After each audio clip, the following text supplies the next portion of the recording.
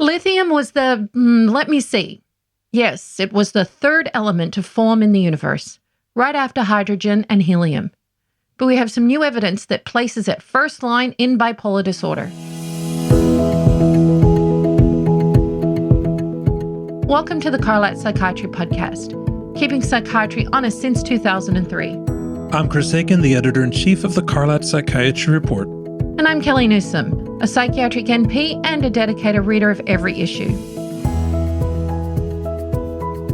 Last week, we talked about how to make a diagnosis of bipolar disorder using the rapid mood screener. Without it, only 30% of people with bipolar get an accurate diagnosis when they first come to treatment, and this 2-minute screener can increase those odds to 80%. But even when the diagnosis is made in time, the right treatment doesn't always get followed. Antidepressants are still the most common treatment, even in diagnosed bipolar, followed by antipsychotics. Lithium, meanwhile, peaked in the 1980s and the early 90s, and since then, prescriptions for lithium have fallen by more than 50%. But some see lithium as a disease-modifying agent in bipolar, a medication that not only treats the symptoms, but also reverses some of the pathophysiology behind the disorder. What that suggests is that there's a window of opportunity where starting lithium early can change the course of the illness. Today, we're going to look at the evidence for that, none of which is definitive, but all of which is highly suggestive. But before we get into the evidence, let's cut to the chase. This isn't some left field idea. It's in the latest practice guidelines. In 2023, the International Society for Bipolar Disorders published recommendations from the Task Force on Early Intervention in Bipolar. Usually these guidelines are quite bland. They list a lot of FDA-approved options and say, all of them are good, just pick one. But this one didn't do that.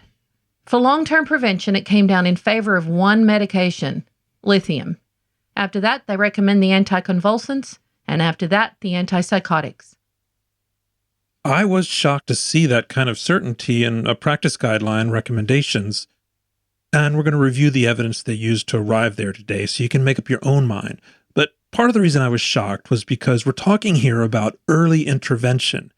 And in bipolar disorder, early means younger patients, usually in their teens. And already some guidelines on child and adolescent bipolar have come out with the opposite recommendation.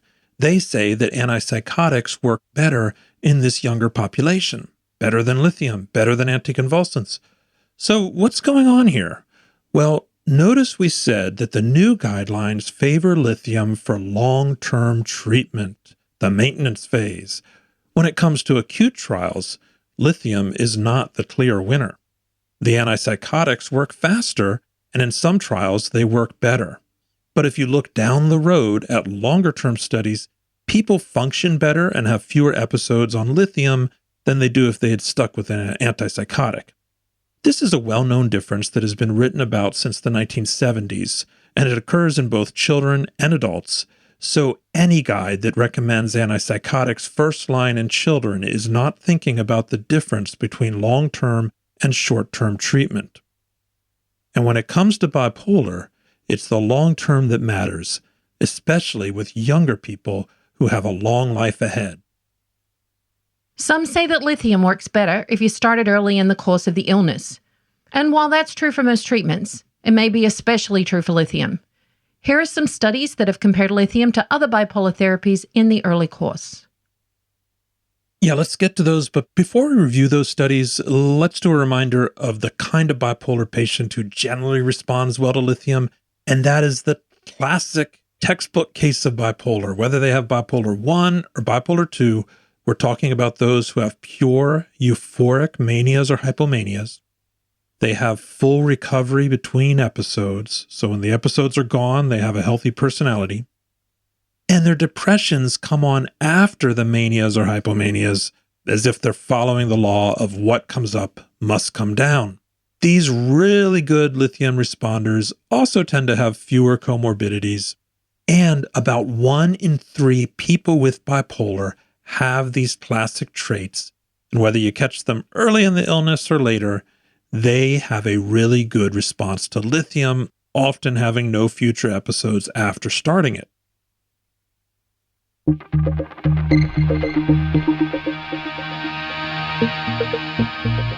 In 2020, Danella Hofferman and colleagues followed 340 children with bipolar for about 10 years. This wasn't randomized, but when they adjusted for confounders, they found that the ones who took lithium had half as many suicide attempts, better functioning in school and relationships, and fewer problems with depression and aggression. That 10-year child study gives us a rich portrait of the long-term success with lithium, but we need randomization to know if that portrait is true. And that is what Michael Burke and colleagues brought in 2017. They compared lithium to quetiapine over a period of a year in 61 patients with first episode mania. Over that year long term, lithium was superior to quetiapine, both in depressive symptoms, overall functioning, and in cognitive abilities on testing. They also had more neuroprotection on brain imaging with lithium than with quetiapine. And some of these differences are quite large and meaningful. Like these young patients were 18 times more likely to stay well on lithium than they were on quetiapine. So far, lithium is surpassing the antipsychotics. But what about lithium versus anticonvulsants in the early course of bipolar disorder? In 2011 and 2012, Lars Vedel-Kessing ran 2 large studies that followed several thousand patients after hospitalization for their first episode of bipolar. Although the study wasn't randomized, lithium came out superior to valproate and lamotrigine at preventing rehospitalization, both for mania and depression. We see this pattern in a lot of other studies where lithium prevents rehospitalization better than antipsychotics, anticonvulsants, and even better than antidepressants in unipolar depression. But we're just focusing on the ones that looked at the early course of bipolar. And we're not cherry-picking the data here. These were the best designed studies of early onset bipolar that the task force found in their systematic review. And they explain why the guidelines came out in favor of lithium in that early course.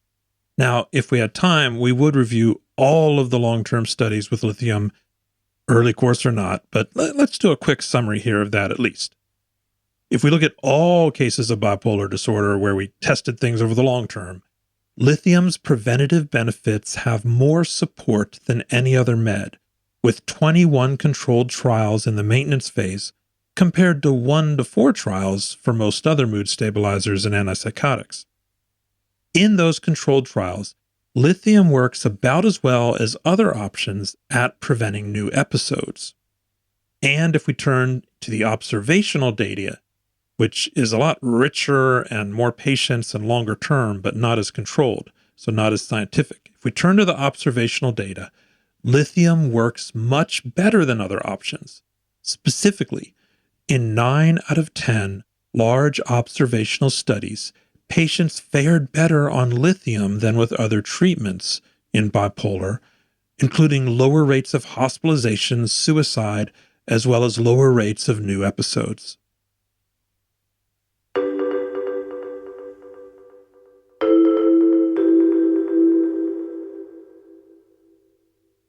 Let's pause for a preview of the CME quiz for this episode. Earn CME for each episode through the link in the show notes. True or false?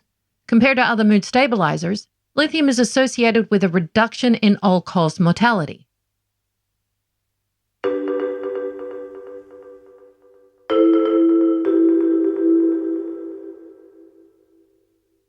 So we're seeing a signal that lithium might work better over the long haul than other options in bipolar, especially in the early course of the illness. But why is that? Is it doing something biologically to treat the underlying cause or prevent the progression of the disease? Lithium has a few mechanisms that might explain these effects. One of the most interesting concluded that lithium calms the hyperexcitable state of bipolar neurons at the cellular level. Hyperexcitable. That sounds pretty close to the pathogenesis of bipolar. Yes, and these were young neurons, suggesting that early exposure to lithium might do something to correct the course of illness at a cellular level, much as we see in studies of people who grew up exposed to lithium in their drinking water. Those people have lower rates of suicide, crime, and mood problems. What they did in this study is really a bit like science fiction. They created pluripotent stem cells from either skin or blood cells of people with bipolar. Pluripotent means that these cells are in an embryonic state, so they have the same genes, but they haven't differentiated yet, and they can turn into any kind of cell. So they program those cells to turn into neurons. So they went from skin and blood to embryonic to neurons in a petri dish. In a way, they're growing new brain cells from bipolar to patients, kind of ethically. Yeah, I can see where this could get into uncomfortable territory with a little too much neuronal complexity. Yeah, that's why they're sticking to a single neuron for now. No one is trying to clone a brain of your brain. Exactly. Well, another mechanism is circadian rhythms. On a behavioral level, bipolar is a circadian disorder, and it is on a genetic level as well. The closest we've come to finding the genes for bipolar is the clock genes that control the biological clock. Well, lithium normalizes the expression of these genes, and it normalizes the circadian rhythm at a behavioral level. So if your patient is a night owl, as many people with bipolar are, they might get more active in the morning and have more of a regular sleep rhythm if they take lithium. Then there's the neuroprotection. Patients really appreciate this one. Most psychiatric meds are neuroprotective, well, except for benzos and stimulants and antipsychotics. But lithium simply does more. Its neuroprotective effects are broader than other meds. We see them throughout the entire brain, and it takes place through more mechanisms. Neuroprotection might explain how lithium prevents dementia and the long-term outcomes that are better on lithium. Bipolar is a neuroprogressive disease. Each episode is like a head injury, and those episodes build up. The patient has more cognitive problems, and we see more degenerative changes in the brain, which maybe lithium could prevent there. Now, some studies have compared these biological effects I'm talking about as episodes build up to aging in the brain. The theory here is that bipolar disorder accelerates brain aging. And that brings up another mechanism that patients like to hear about with lithium. Lithium has anti-aging properties. As we age, the ends of our DNA, the telomeres, crumble like the pages in an old book. Lithium prevents telomeric aging. That might explain some of its long-term benefits and its anti-mortality effects. We first got a sense of this in 2005 when psychiatrists at Oxford analyzed suicide rates from randomized controlled trials of lithium. They found not just a reduction in suicide, but a reduction in all-cause mortality as well. This was repeated in 2015 when two large studies found lower mortality rates with lithium than other meds in bipolar, even after they removed the suicides from that data. Now, suicide is not the main cause of death in bipolar disorder. That belongs to stroke. And cancer is up there too. It's medical illnesses like these that are the main reason why people with bipolar disorder die 10 years earlier on average. And this might explain some of lithium's benefit. Lithium, for example, lowers the risk of cancer by 30%. And along with lamotrigine, lithium is the only mood stabilizer that does not raise the risk of stroke. And in some studies, lithium might help prevent stroke. These hints at a longer life were confirmed last year by the largest study yet, 2.5 million people, and they focused on those with first episode mania. Here, lithium was the only medication with robust anti-mortality effects that survived statistical sensitivity analysis, not for suicide, but for all medical causes. A lot of psychiatrists avoid lithium because they are concerned about its medical safety. Well, there's no better measure of medical safety than death. But if we look at individual medical disorders, there is a new study that challenges that assumption. This is really remarkable data I'm about to present here. They looked at the entire population of Denmark, that's 6 million people, and compared all medical problems that developed in those people who took lithium or one of the anticonvulsants for bipolar disorder over 10 years. Other than hypothyroidism, which was higher on lithium, there was no difference in any medical outcome for all the mood stabilizers. No difference for the kidneys, no difference for the heart, and even no difference when lithium was compared to the medically neutral lamotrigine. So that's kind of reassuring. And a similar study about 2 years ago compared lithium with valproate and found that both of these mood stabilizers had the same rate of kidney problems. Now, that was a surprise, but other studies have also pointed that way. So basically, putting it all together, all of these mood stabilizers have some poorly defined risks, and they're all kind of blurring into the same medical risk for patients, regardless of which one they take, except hypothyroidism with lithium. That's what the study is trying to tell us. And when I say that these mood stabilizers have risks, we haven't clearly found the cause to all of these. And in the case of Depakote, there is some pathophysiology for how it might harm the kidneys. But what might be going on is not that the medication is causing the problem, but that the medication may not be helping mental health as much as lithium is, and that indirectly might be harming physical health. So all kinds of explanations here. Oh, but in that study where lithium looked the same as Depakote on the kidneys, I do want to point out that in a subset of patients who had had toxic lithium levels, there was a higher rate of kidney problems. So if you can avoid toxic levels, you might avoid any kidney problems. And in some studies, there are no kidney problems on lithium as long as the level is kept at or below 0.8.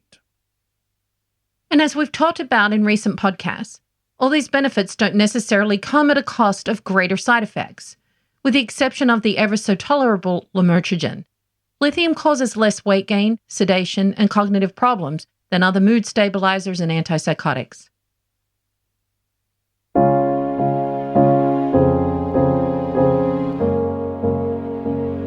We've put forth a lot of facts here: clinical, biological, epidemiological, and they all point in one direction.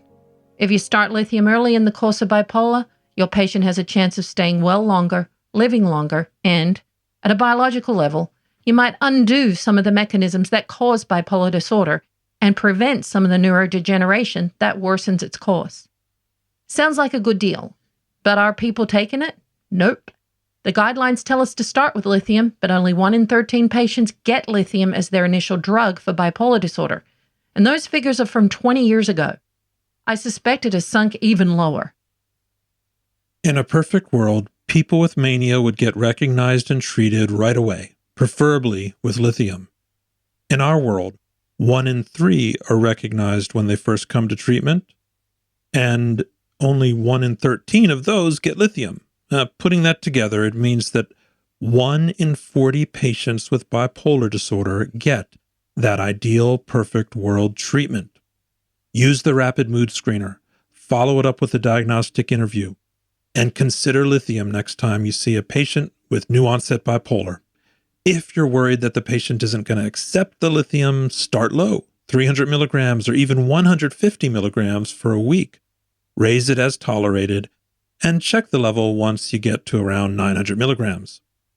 Aim for levels of 0.6 to 0.8 in most cases, but aim a few notches higher, 0.8 to 1.0, if they are actively manic. You can usually turn it down to the 0.6 to 0.8 maintenance range after a few months of recovery. Join the Carlat conversation online through the Daily Psych feed. Search for Chris Aiken MD on LinkedIn, Twitter, Facebook, and that new one, Blue Sky. Thanks for tuning in and helping us stay free of industry support.